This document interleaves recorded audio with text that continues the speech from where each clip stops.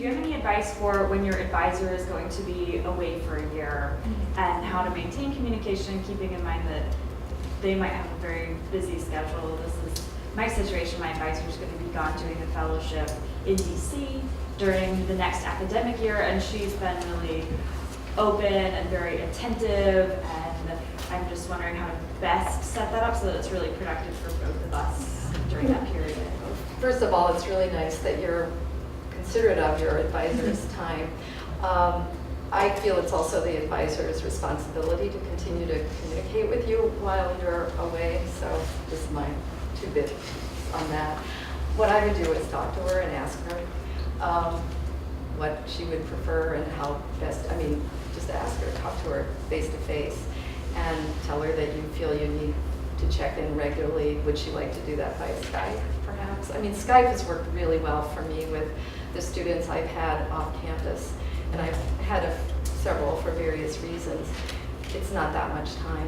Even if it were an hour a month, it wouldn't be that much time. It certainly wouldn't be as much as my weekly meetings with the person off campus. That seems to me entirely fair to ask the person to do, and but maybe talk this over frankly with the person before she leaves if she's still in campus.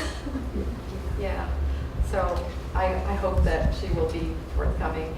And as I said, I do feel that students have you can have rights, but you still don't get, right? But I do think you have the right to ask for communication during that time, because those responsibilities are ongoing. They're ongoing for faculty.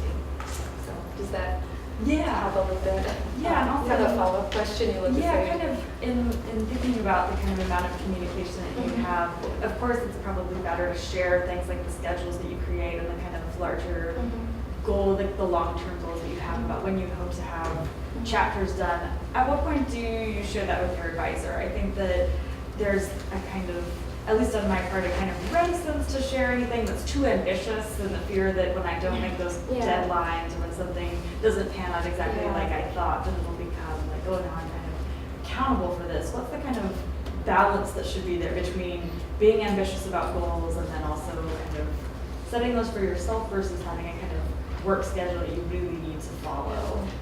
Trevor may want to jump in on this.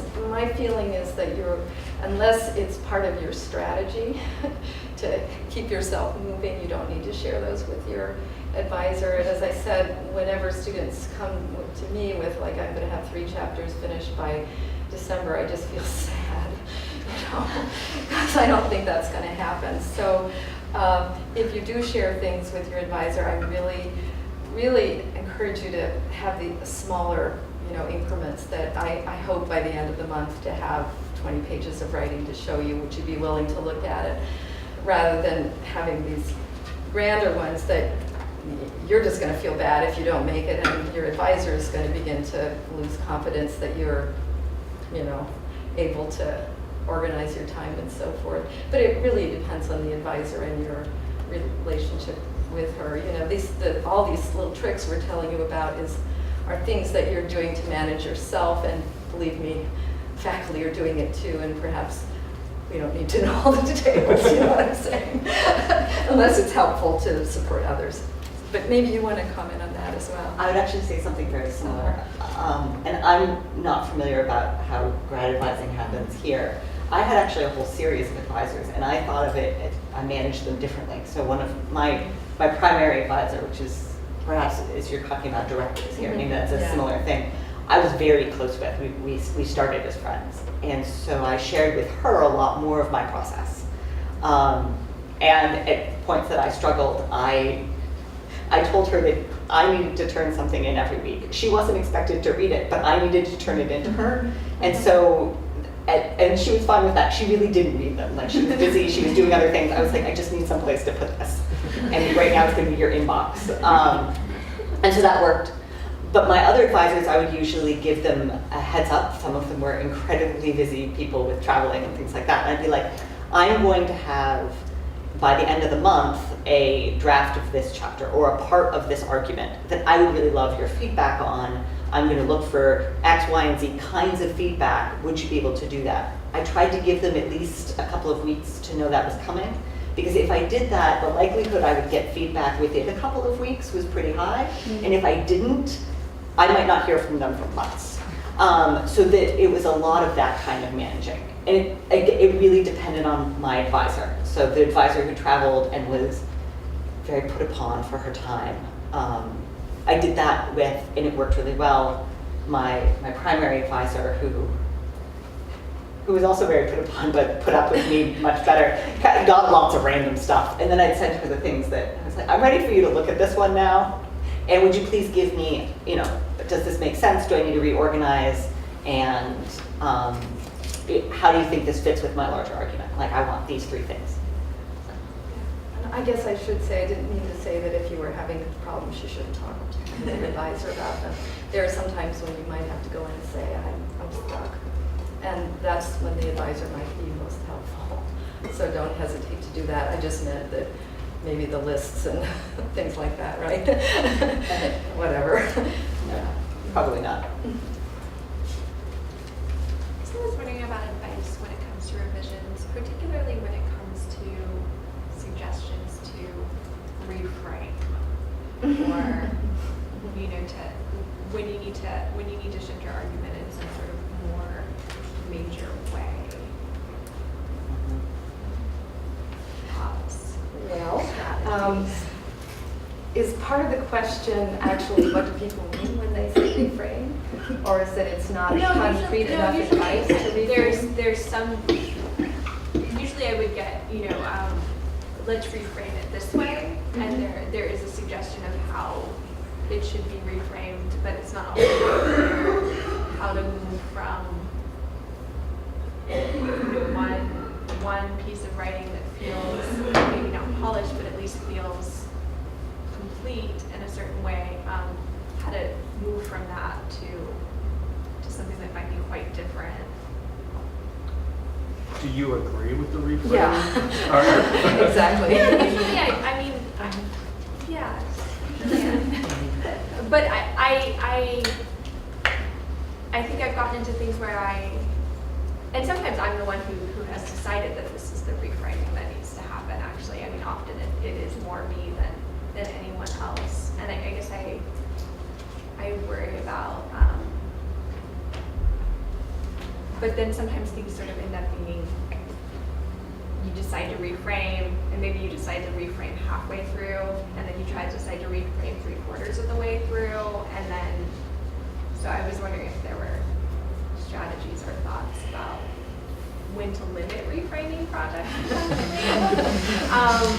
But also if you decide that something really does need to happen. For some of the writers that we've worked with, we often discover what gets in the way of reframing is the document that's already written. Yeah. So it sometimes be a matter of letting that go, not deleting it, but just starting a new document where you're starting with the new reframe and then moving from there. And then that way that old document, it's not going away, it's still there if we need it, but it's also not keeping you from restructuring as you would like to do.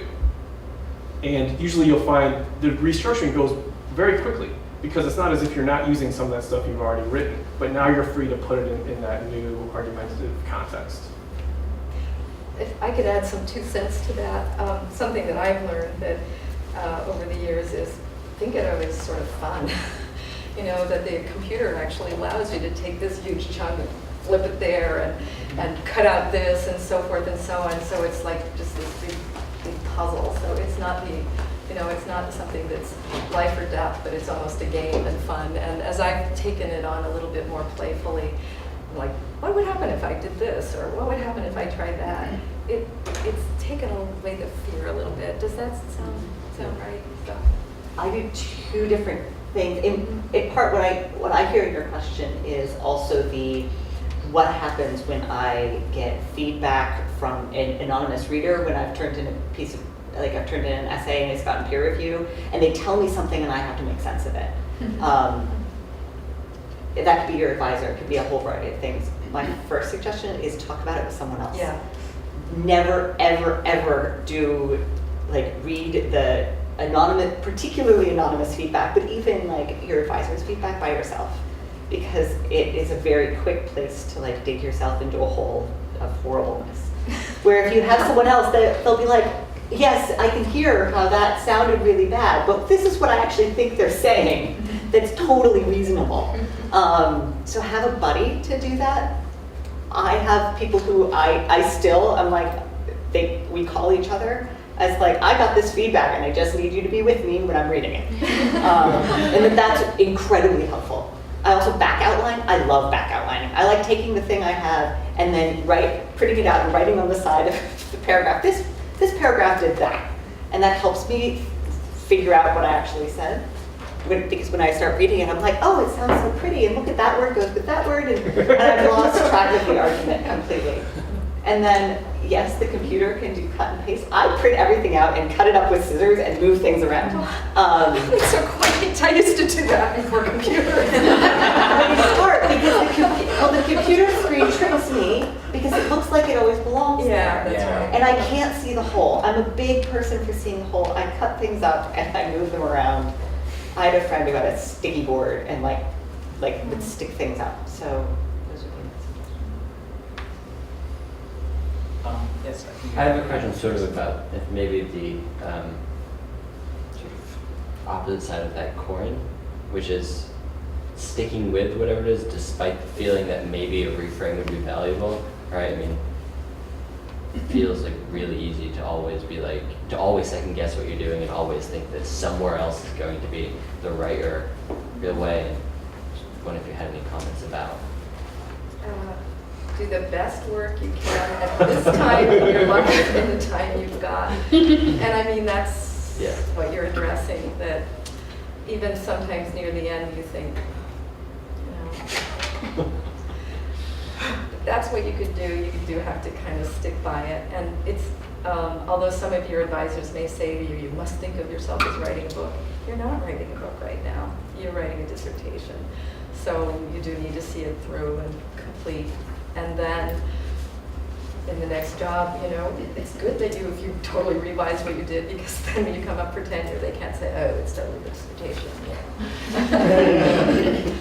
So yeah, you do have to learn to stick with that. You may be able to, pep it up here and there and tweak this and tweak that, but yeah, it is what it is, and it's what you were able to do now. Does that kind of address your question? Maybe you all have something to add. We're just talking at the level of like argument of sticking with a course as opposed to revising in a large way, or Yeah, or like, deciding halfway through a chapter that actually a chapter should be about this instead, and then halfway through that chapter deciding that it should actually be about this.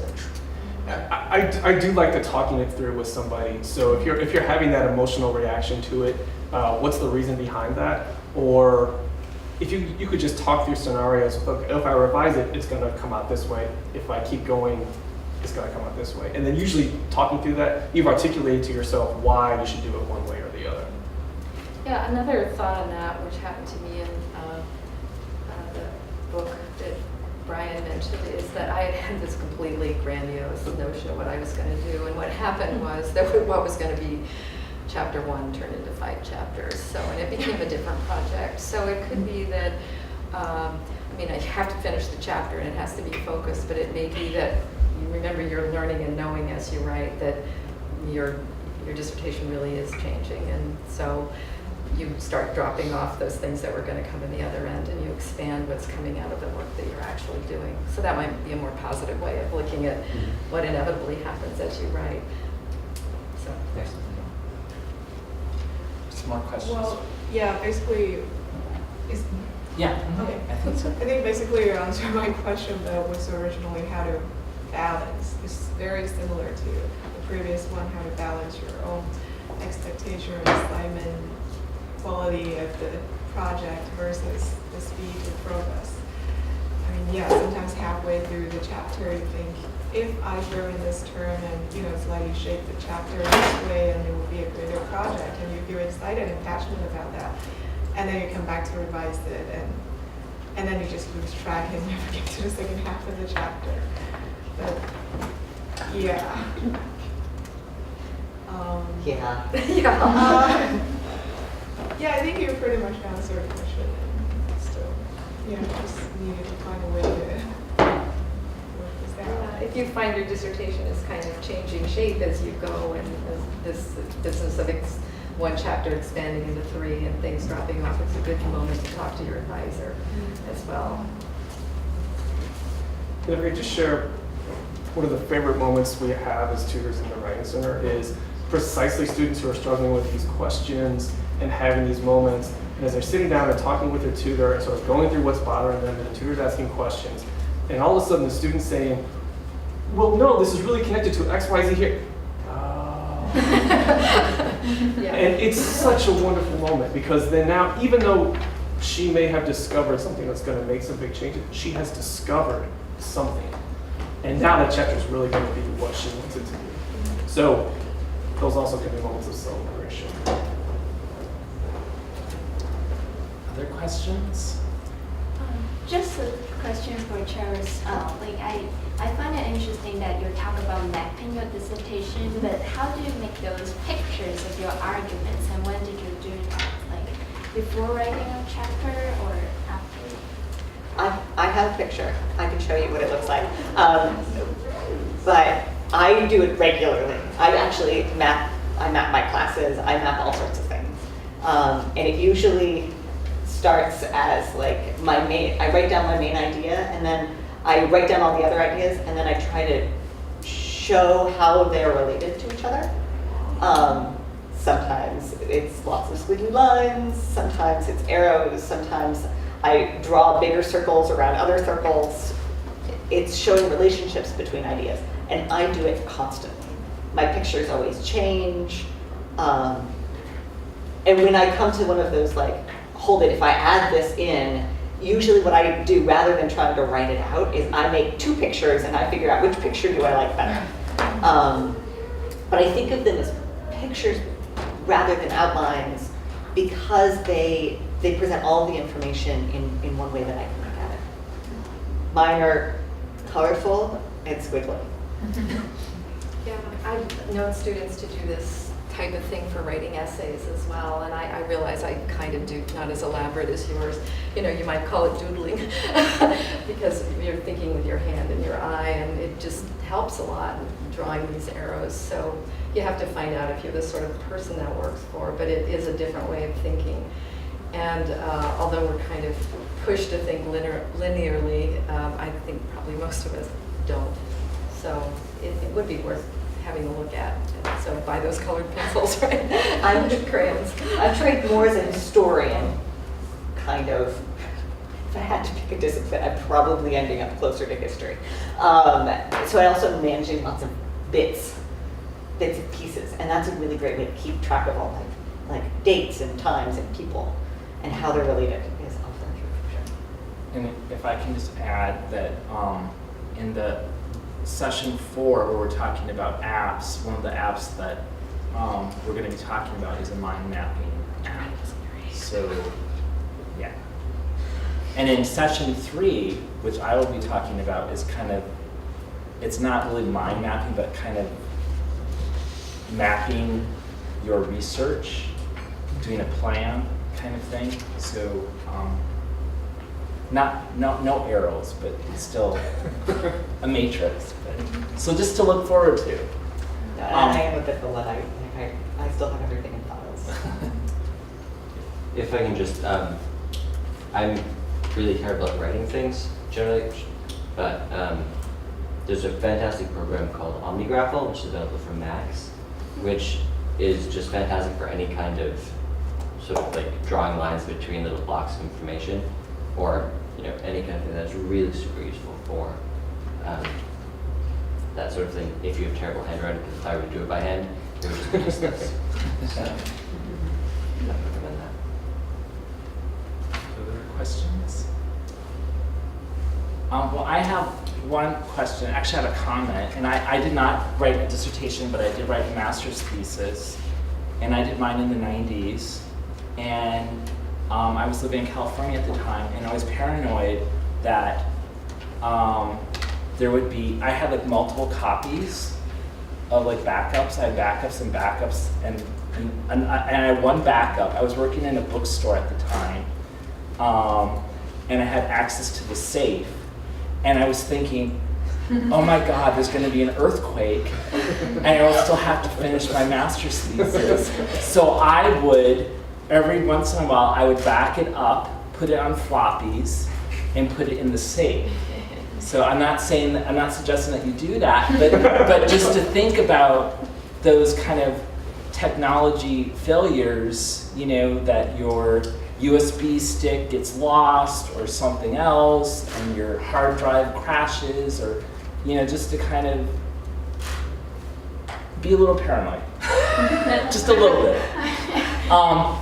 And one question I had, and maybe this is like when you become ABD, you're kind of told this, but you have your advisor and then you have your readers, and I don't know what degree the readers, do they offer feedback during the process, or is it more at the end?